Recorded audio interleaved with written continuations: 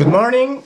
Here we go again with a review of the New Balance trail shoes for long mileage, which are the Leadville 215, a bestseller for the brand, and technically called MT1210v2. So its numbers are basically $125 as official recommended price, which in Europe is obviously 125 euro. As for the weight, it weighs below 11 ounces, is 10.9, which is 300 grams, 310, depending on the units. And as for the drop, it comes with a middle of the road 8mm drop, convenient. So basically, this shoe was a big hit when it came out, because it blended comfy fit with the UL1, inside, plus, let's say, a road runner's responsiveness and agility versus more tacky approaches by some traditional trail running shoes. And therefore, it was ideally suited to long mileage in non-very technical roads, which is what the Leadville 100 miles is about. Personally, I have had the chance to run that race and finish it. It took me 28 hours, by the way. So I do confirm that for those kind of races, it is a particularly well-suited sneaker.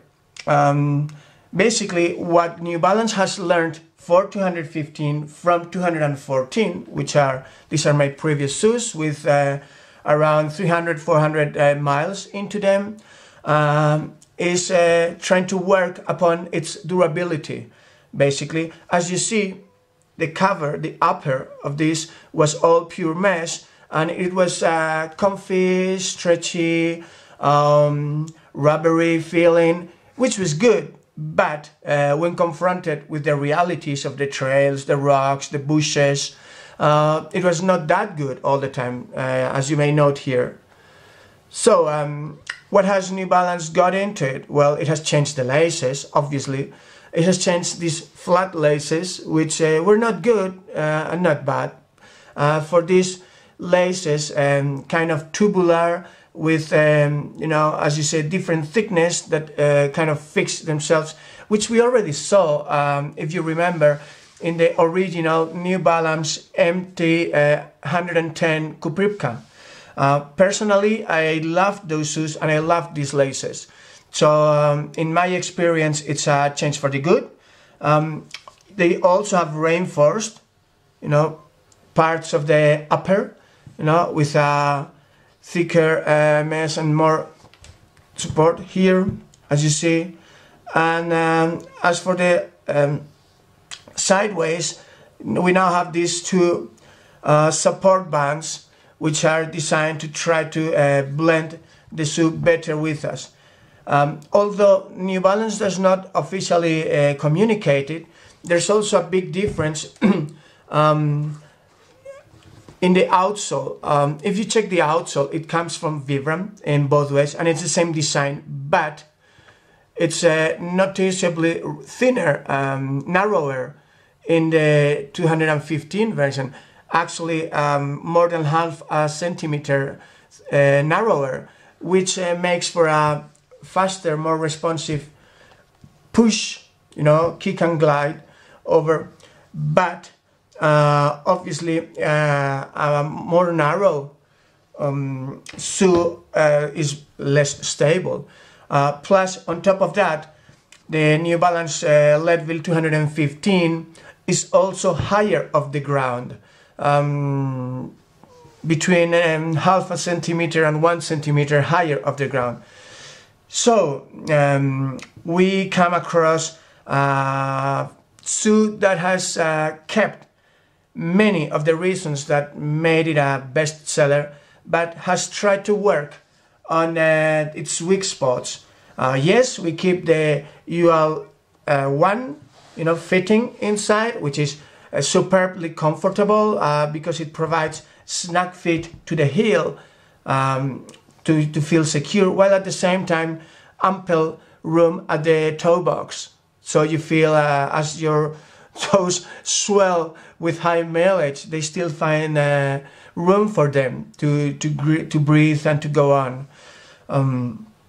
They keep the rev light cushioning here, and the N2 cushioning, which is a special cushioning for let's say low profile, as New Balance puts it, up here by the toes.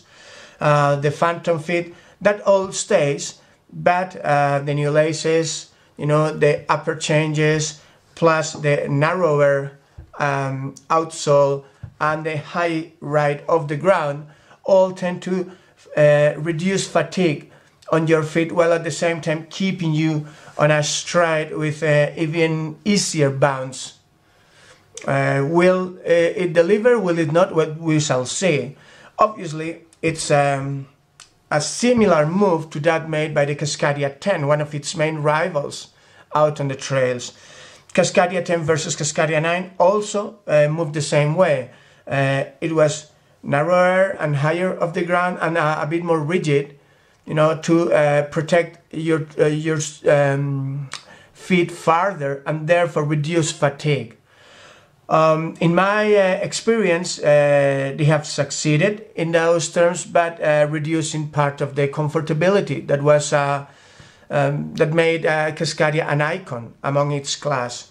Will that happen to this New Balance Leadville? Will it not? Well, only when we carry out a 300, 400 miles in-depth test of them, as we always do, we will give you the answer. For the time being, we will have more of the Leadville, which is basically a good value for money shoe that allows you to put in many miles without letting you feel beaten by the trails. And thanks for being there with us, and let us meet together after the test, in-depth test with the Leadville. Thank you very much. Goodbye.